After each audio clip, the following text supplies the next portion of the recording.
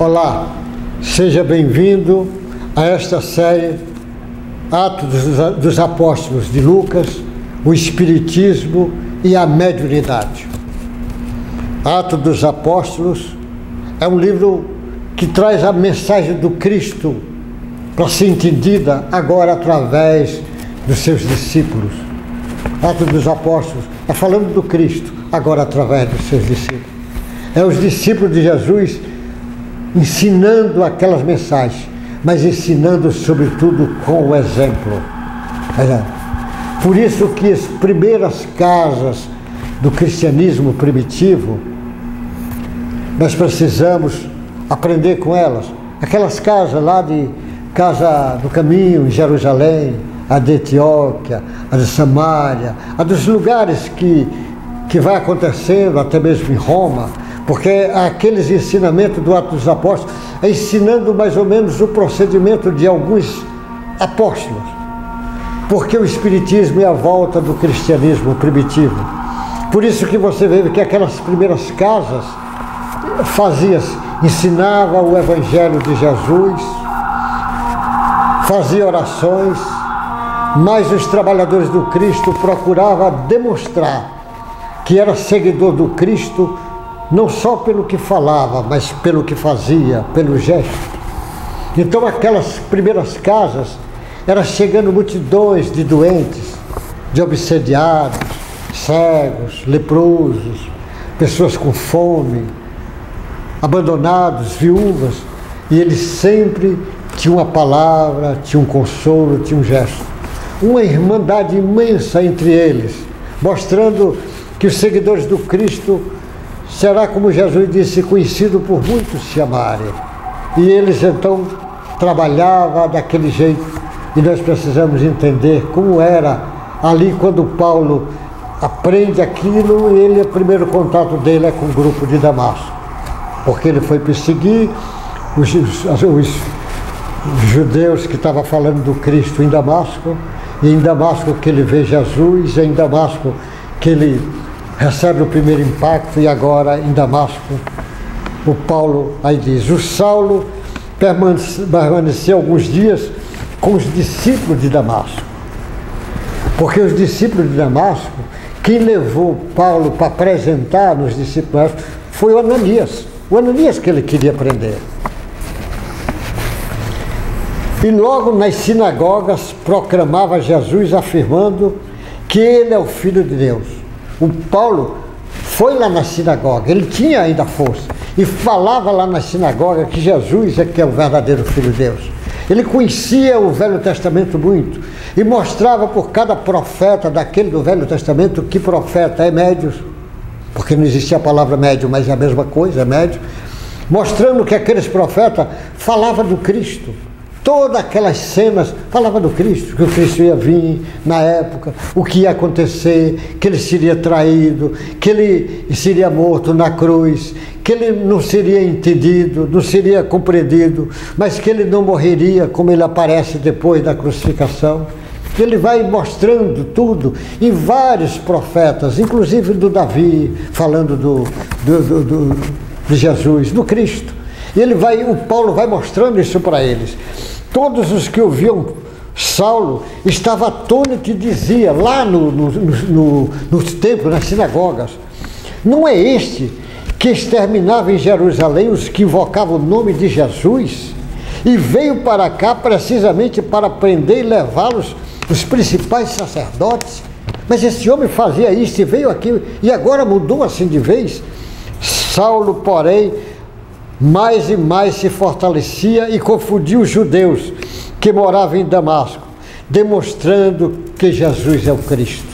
Ele é demonstrando, porque no Velho Testamento está tudo, muitas passagens mostrando que é o mesmo Messias que tinha que vir, que veio, e que não foi entendido e foi crucificado, e que até hoje ainda tem judeus esperando o Messias, apesar de existir judeus que eles chamam messiânicos, que acreditam no Cristo, acredita que o Cristo foi aquele, mas tem a maioria dos judeus que ainda não acredita no Cristo, está esperando o Cristo.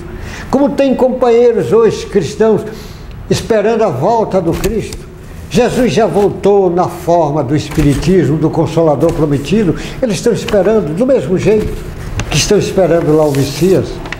Aí, nesse impacto que ele causava, olha que impacto, o que é o fenômeno mediúnico. O Paulo perseguindo os cristãos, o Paulo fica cego porque vê o Cristo, fala com Cristo, Cristo manda ele esperar lá em Damasco, o Cristo manda o Ananias curar os olhos do Paulo, o Ananias ensina a Paulo as primeiras coisas.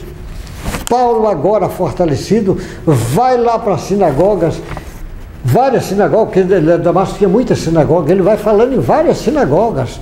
E quando ele chega, era fácil dele vir falar, porque ele era conhecido.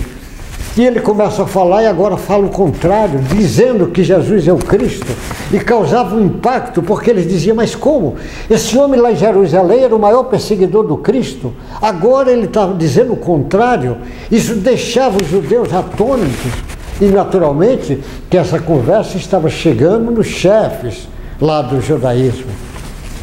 Aí diz assim, Saulo, aí ele vai falar que o Saulo, a situação dele começa, os judeus começam a ficar incomodados. Ele diz, decorridos muitos dias, os judeus resolveram matar Saulo.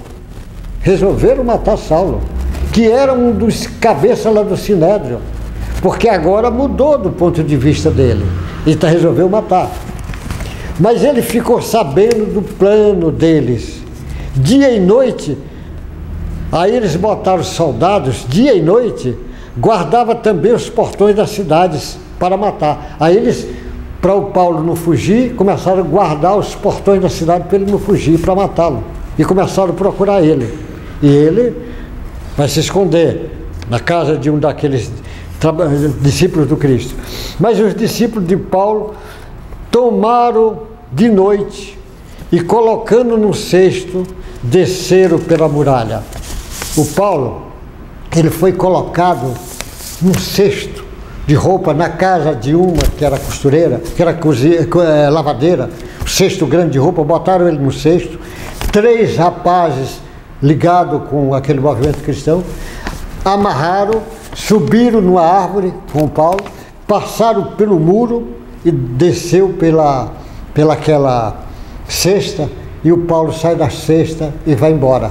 Não prenderam, não chegou ainda a hora dos Paulo ser preso, ainda estava só começando.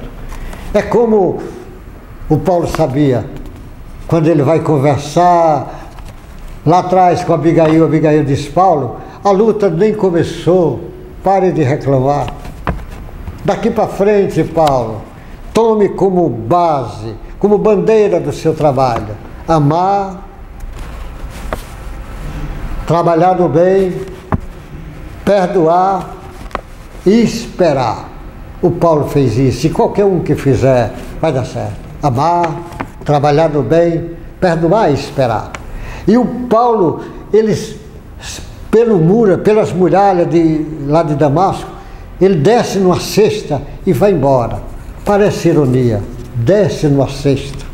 O Paulo, que era seguidor do Moisés, defensor de Moisés, é como se estivesse quase relembrando inconscientemente. Moisés foi numa cesta, que ele vai numa cestinha até chegar naquela família dos faraós, para adotar o Moisés, que Moisés era filho lá de judeus. Adotava, porque eles estavam matando crianças. Moisés precisava. E Moisés vem numa cesta para começar o trabalho dele, numa cestinha de vinho. O Paulo agora vem numa cesta também de vinho. Só que o Paulo agora era para fugir. Moisés era para começar o trabalho dele. O Paulo também ia começar a partir disso. Este foi a primeira fuga. O Paulo, quantas vezes ia apanhar, ia sofrer, ia ser preso. Tantas vezes preso. O Paulo apanhava mesmo de aquelas bordoadas, e era de madeira. Às vezes, tem um episódio que ele está numa dessas prisões, apanha de madeira, todo ferido. Você amarra ele, prende ele num lugar sujo, no buraco, lama, bota as pernas dele ali no meio de um tronco, amarra, os braços também, só um buraquinho para receber a comida, naquela lama, naquela sujeira, depois de apanhar muito. E o Paulo, de noite, naquele silêncio, o Paulo começa a cantar. Ah, que força, que domínio sobre a emoção egóica, e deixa a essência crística tomar conta. Então o Saulo foge na primeira fuga dele, de Damasco, de umas tantas que vinha para frente, e foge numa cesta de vime, igual Moisés, na cestinha de vime. Ei, Paulo, que gigante, que mediunidade fantástica a desse homem, que nós vamos aproveitar e entender daqui para frente. Quem conhece mediunidade, quem não conhece, leia o livro do Allan Kardec, sobre o livro dos médiuns, para você começar a entender. Depois pode se aprofundar nos estudos do Krug, do Bozano, do Delane, de tantas figuras fantásticas. Recentemente aqui, Jorge Andréa, Hernando Guimarães, a Marlene Nobre, tantas pessoas falando sobre mediunidade, que você entender esse fenômeno que é do homem. É um fenômeno orgânico, é crescente, todos são médios, só que uns já têm consciência, outros não. Se você é médio, você tem que saber o que é mediunidade, e tem que botar a sua mediunidade a serviço do Cristo e para o Cristo. Meu irmão, que Deus te abençoe, muita sorte, muita paz. Até o próximo encontro.